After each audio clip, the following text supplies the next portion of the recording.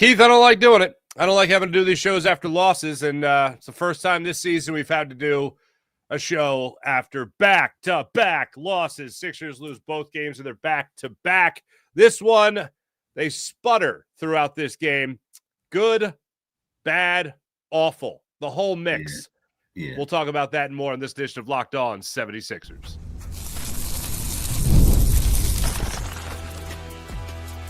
You are Locked On 76ers, your daily Philadelphia 76ers podcast, part of the Locked On Podcast Network, your team every day. And we do thank you for making Locked On 76ers your first listen every day, part of the Locked On Podcast Network, your team every day. This particular episode brought to you by FanDuel. Right now, new customers can bet just $5, and if your bet wins, you get $300 in bonus bets to use across the app. So head to FanDuel.com to get started. We got the awful, we got the good, and we got the more awful of this game. We have a quote, Keith, from Nick Nurse that absolutely drove me bananas after I heard him say. I had to twice. I had to go back and rewind it and be like, well, I'm sorry, what was that? What did he just say?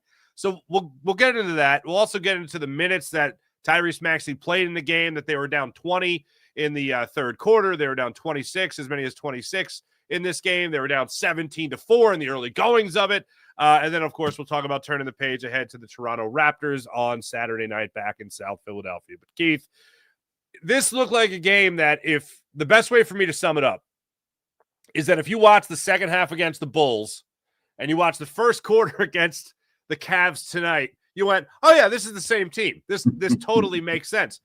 Yeah. Is it possible, Keith, for a team to run out of gas, which, by the way, is a direct quote of Tyrese Maxey after the game, just ran out of gas. Is it possible for a team to run out of gas this early in the season when this is only, the second back-to-back that they have of 16 on the year? This seems insane. Well, here's the thing. I think it is. It does seem insane, but listen, here's the deal. You're gonna laugh at this. So this is the minutes played by NBA players, right? So we're talking about running out of gas. Yep. Tyrese Maxey is number one with 41.3 minutes played per game. VJ Edgecombe is number two with 38.6 minutes per game. Kelly Oubre is number 4 at 37.4 minutes per game. So we're talking about, these are your three, most productive players, and they're playing the most, like 1, 2, and 4 in the league. The only person in between them is Austin Reeves, and the reason why he's like number 3 is because everybody's hurt in LA, so he has to play all these games. So it sounds crazy, and it may sound like an excuse when you come out and say, hey, we ran out of gas. Nah, bruh, you actually have.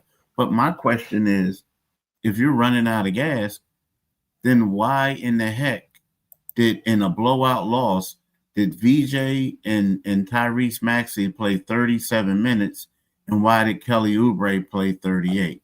You understand what I'm saying? It's like... Oh, I was yelling at the TV in the fourth quarter. Yeah, I understand. I mean, Silas has to play in Janai Broom.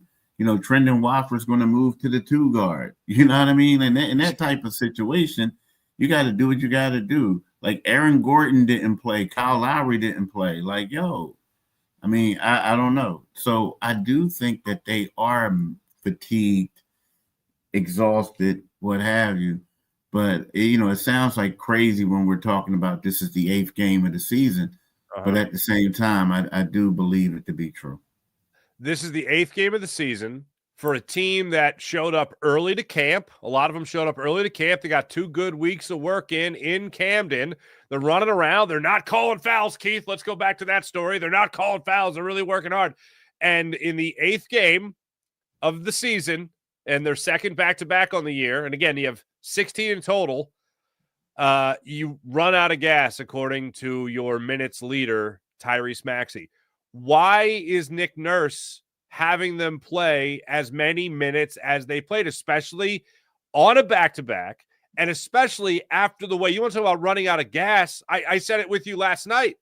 If that's the way they were going to play in the third and fourth quarter against the Bulls, in the first leg of the back-to-back, then the writing's on the wall for what the second leg of the back-to-back is going to be.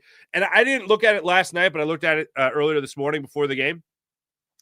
And the Sixers were 9.5-point underdogs going into this game.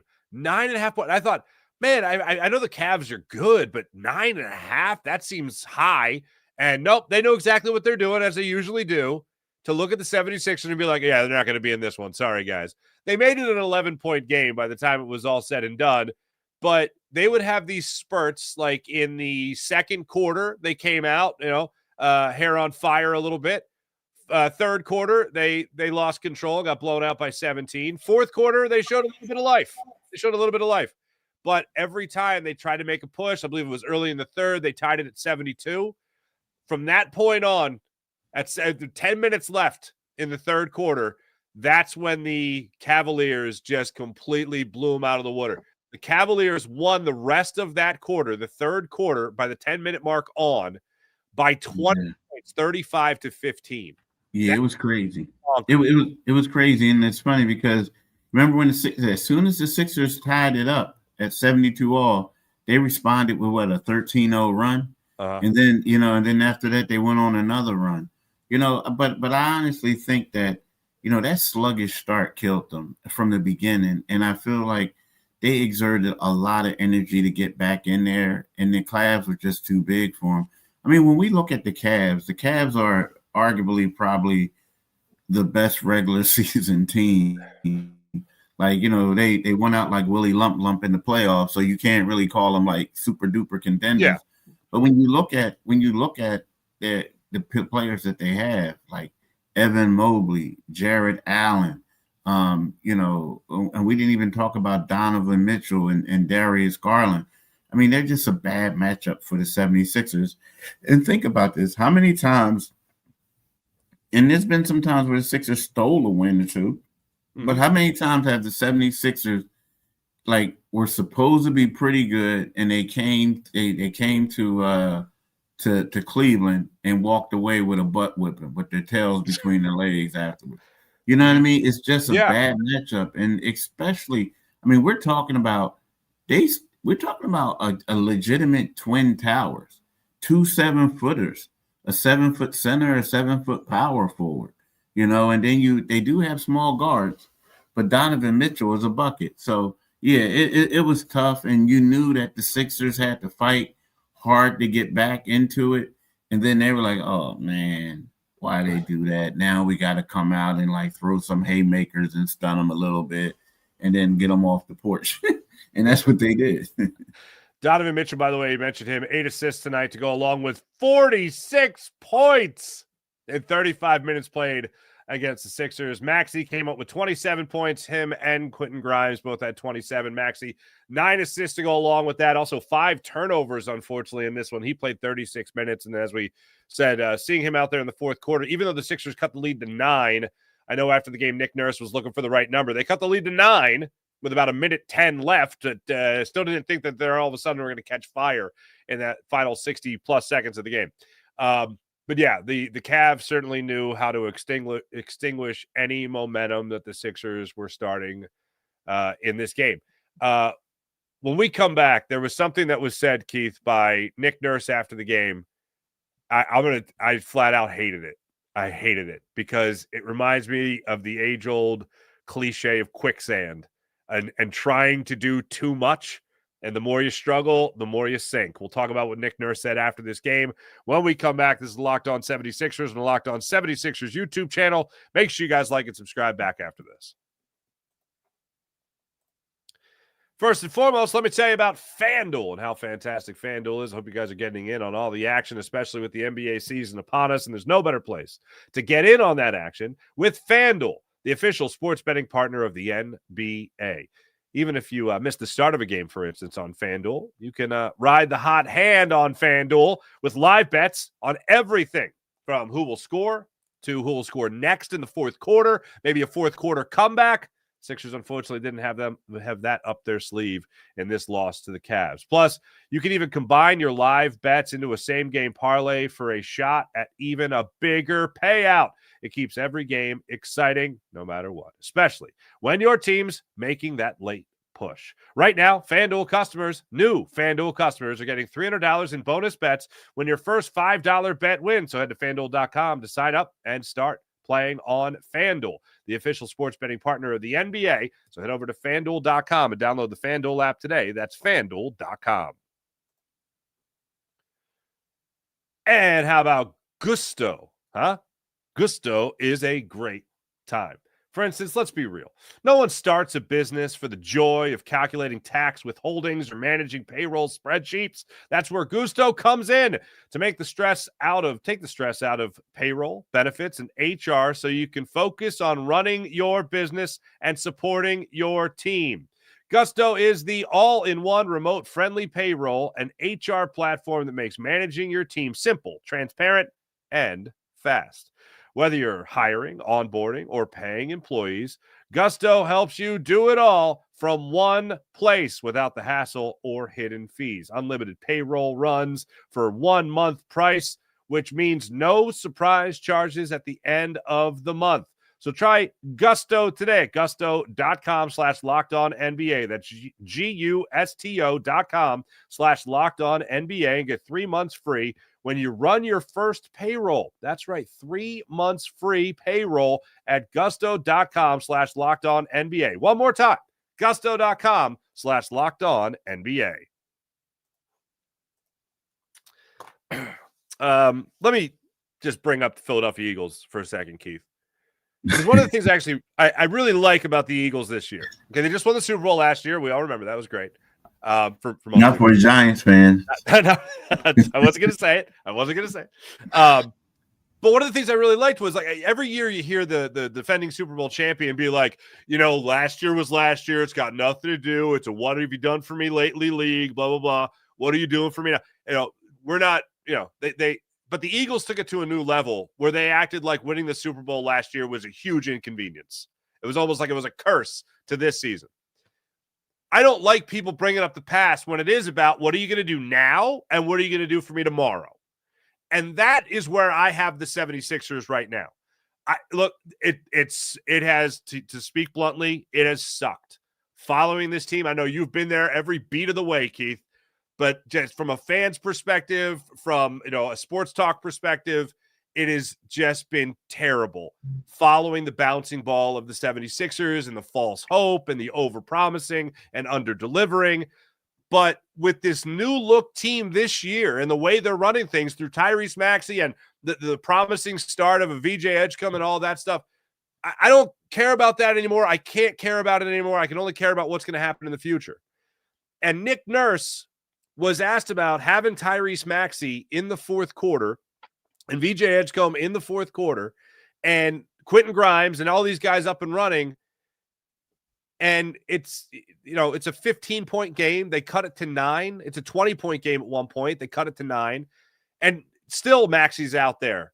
And still Maxey's out playing all these minutes when he played all the minutes that you referenced a minute ago. It makes no sense. And one of the reasons Nick Nurse mentioned it was he was trying to justify having guys out there for as long, from Kelly Oubre to Tyrese Maxey to Quentin Grimes to VJ Edgecombe, because, quote, we got to dig ourselves out of a lot of what we did last year. Keith, in the words of my great Uncle George, it make no sense. It make no sense, okay?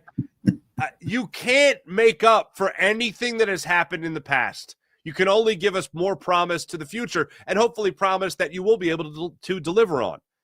So I heard that from him after the game, and that's the thing I had to rewind and go, whoa.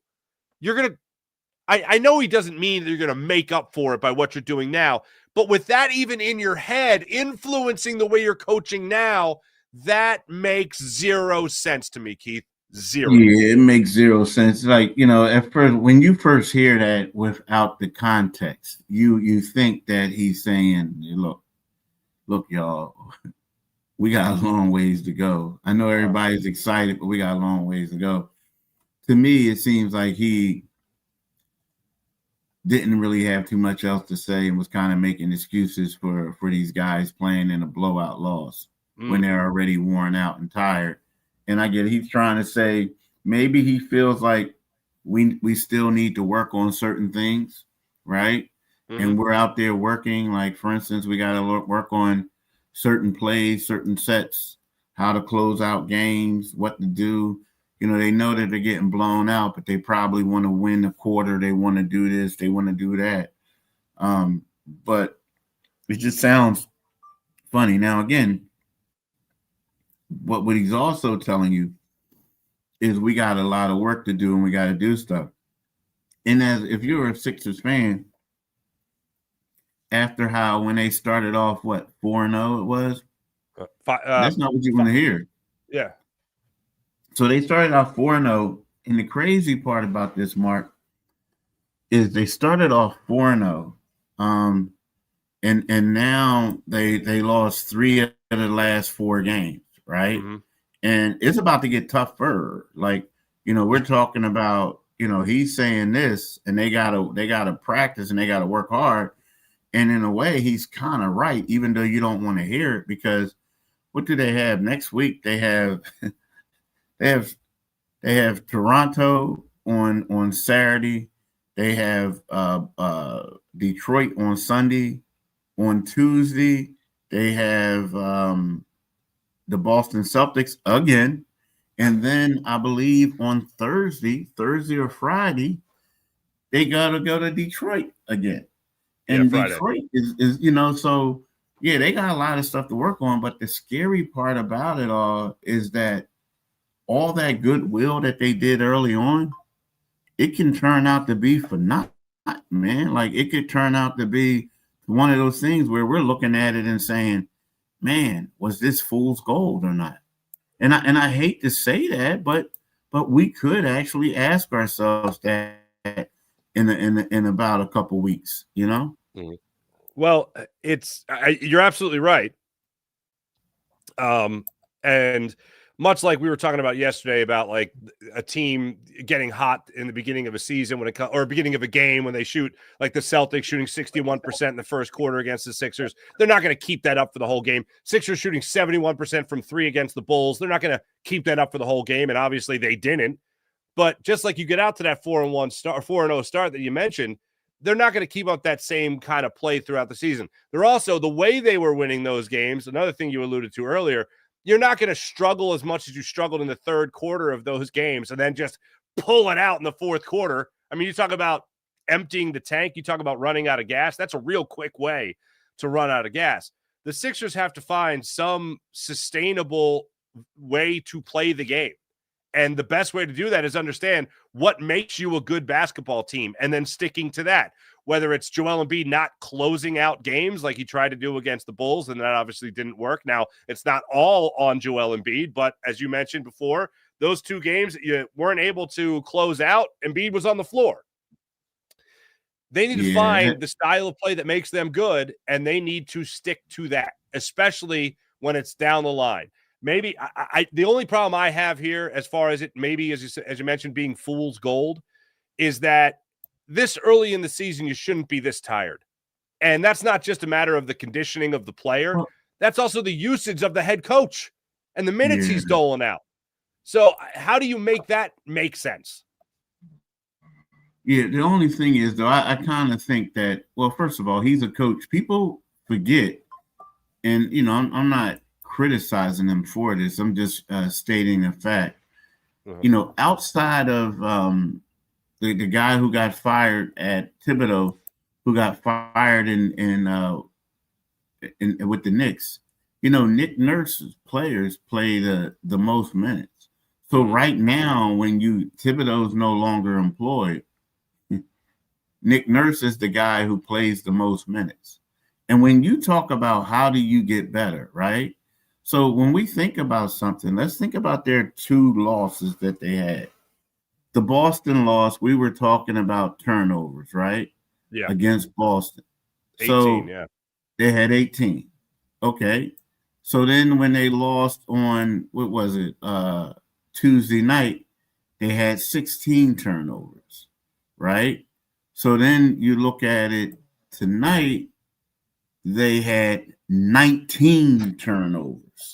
So it's kind of like to a point where you're saying, how do you win? better ball control, right? Now, here's the deal.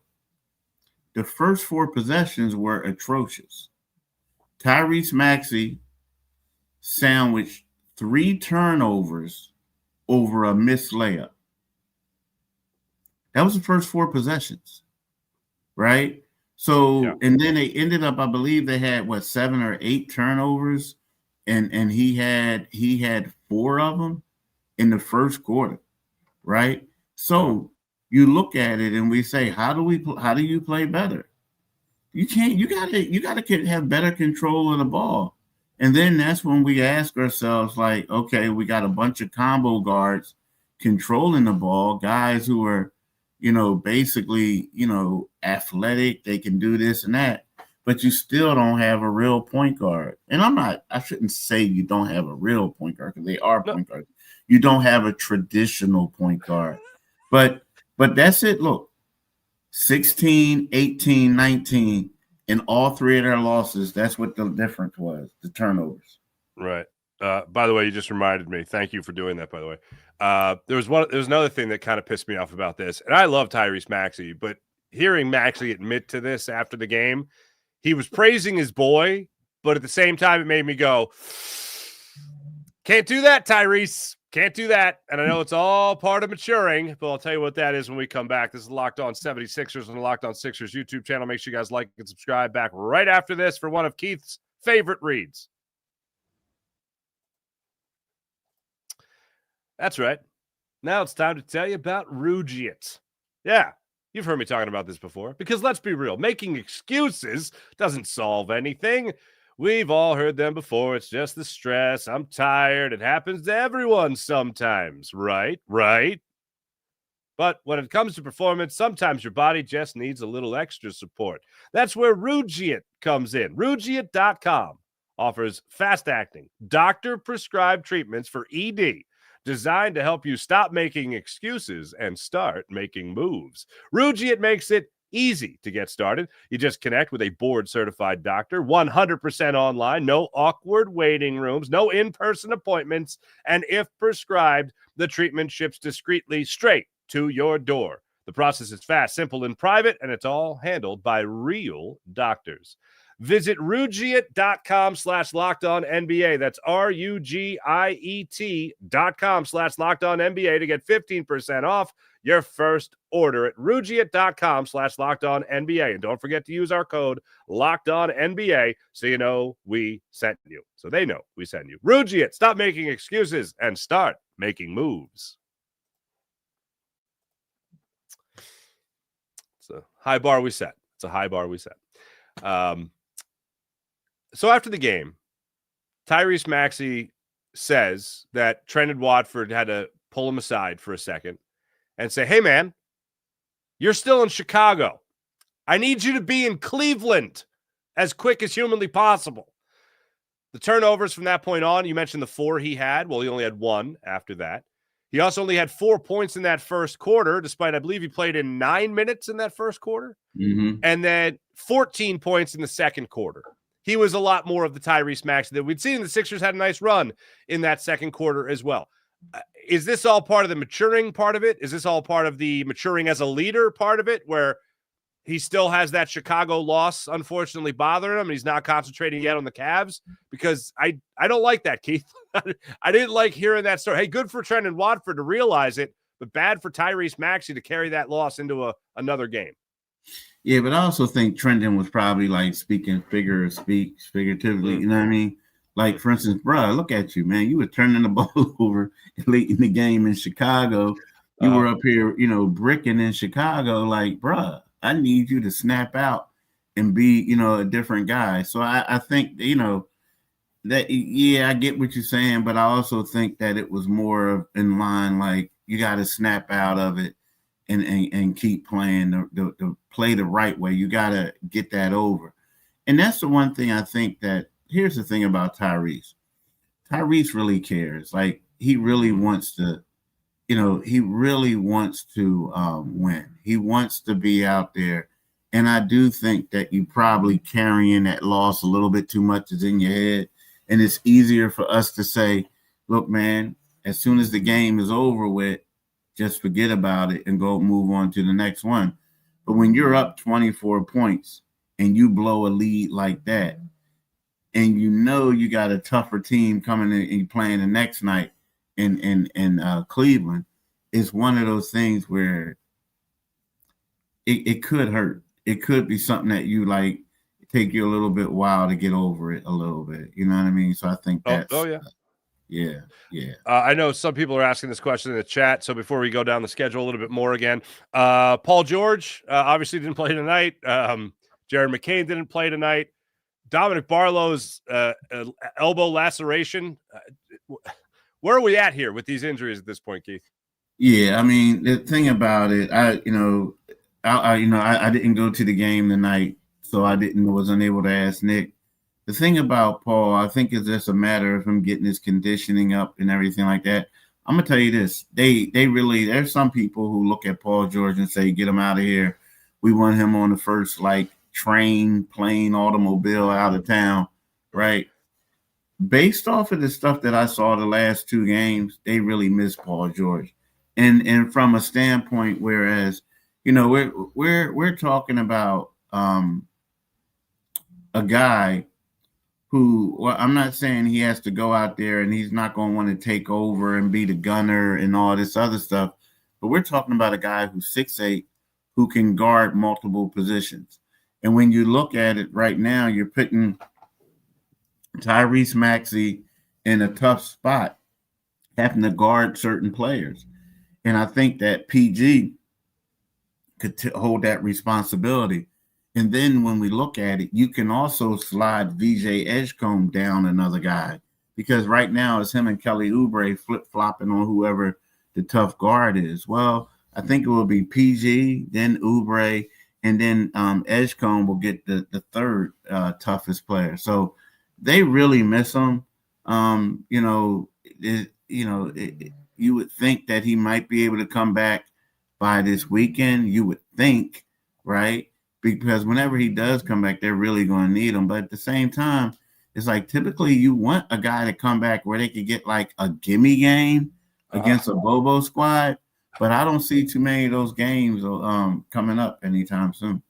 Yeah, speaking of which, you got the back-to-back here on the weekend, Saturday and Sunday. You got Toronto at 7:30, and then followed by the Pistons at 7:30. That's the Saturday and Sunday in South Philly. Give me something here, Keith. Any sight of optimism here? A good night's rest, sleeping in your own bed, home cooking, anything that has Sixers fans or could have Sixers fans looking forward to Saturday and Sunday? I mean, not really. I mean, you know what? Maybe the rest and everything. Here's the thing. The Sixers did win. They were exciting in several of those wins, right? So that's the good thing. Here's the thing. If it wasn't for that Chicago loss, if it wasn't for how bad they lost, the only game that I will say that the 76ers played and they were overmatched was tonight. That's the only game that they played. The Chicago game, they should have won. They should have won running away. But then it just seems like they forgot how to play basketball, at least the new era of basketball that they play. But, even the loss to Boston, they struggled and then they came back, right? They came back in this one. But at the same time, it was like they were so far behind that it took they exerted too much energy and they're on demand. So, you know what? The Sixers do have a chance. And here's the thing. Whenever we think that the 76ers are going to get blown out is when they typically still win. So it's still not over for them. I agree with you on that. And we thank you for making Locked On 76ers your first listen today. For your second listen, find Locked On Fantasy Basketball with Josh Lloyd. He hosts the #1 fantasy basketball podcast, giving you daily tips and helping you win your league and also making you the smarter NBA fan. Find Locked On Fantasy Basketball on YouTube or wherever you listen to your podcast, part of the Locked On Podcast Network, your team every day. For Keith Pompey, and make sure you guys are reading Keith Pompey on Inquirer.com. I'm Marc Farzetta. I'll be back with you guys tomorrow to break it all down on Locked On 76ers. Have a great rest of your day, everybody. See ya.